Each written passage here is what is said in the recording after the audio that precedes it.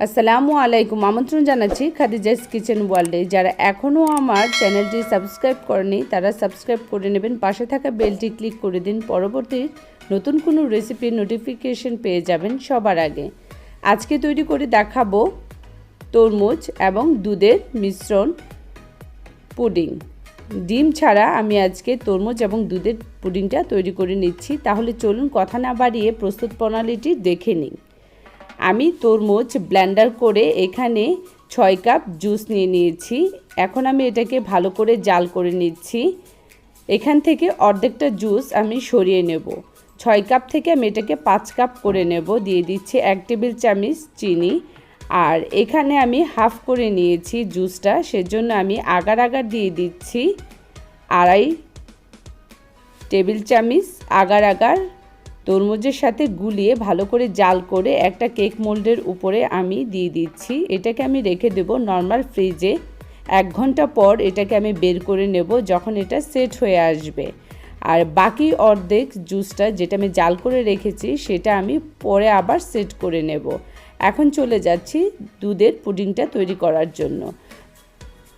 2 cup দুধের জন্য চিনি দিয়েছি এখানে আমি 1 টেবিল চামচ। যারা চিনিটা একটু বেশি খেতে চান তারা চাইলে একটু বাড়িয়ে দিতে পারেন। এবং 2 কাপ দুধের জন্য দিয়েছি এখানে আমি 2 টেবিল চামচ আগার আগার। মিষ্টিটাকে ব্যালেন্স করার জন্য দিয়ে দিচ্ছি সামান্য পরিমাণ লবণ। এটাকে আমি ভালো করে জাল দিয়ে 1 ঘন্টা পর বের করে নিয়েছি আমি তরমুজের পুডিং। এটার উপরে দিয়ে দেব এখন আমি দুধের পুডিং। যে মিশ্রণটা আমি তৈরি করেছি সেটা এখন আমি তরমুজের পুডিংয়ের উপর দিয়ে দিচ্ছি। এটাকেও আমি রেখে দেব ফ্রিজে। যখন এটা সেট হয়ে আসবে তখন এটাকে আমি আবার বের করে নেব। যেটাকে আমি আলাদা করে রেখেছিলাম তরমুজের জুসটা জাল করে নিয়েছিলাম আগেই, সেটার সাথে 2.5 টেবিল চামচ আগার আগার দিয়ে তারপর ভালো করে জাল করে নিচ্ছি।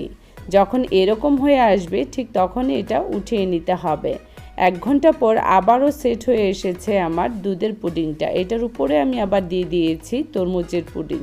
এটাকে নর্মাল ফ্রিজে রেখেছিলাম, 1 ঘন্টা পর আবার বের করে নিয়েছি। দেখুন দেখতে কতটা সুন্দর হয়েছে।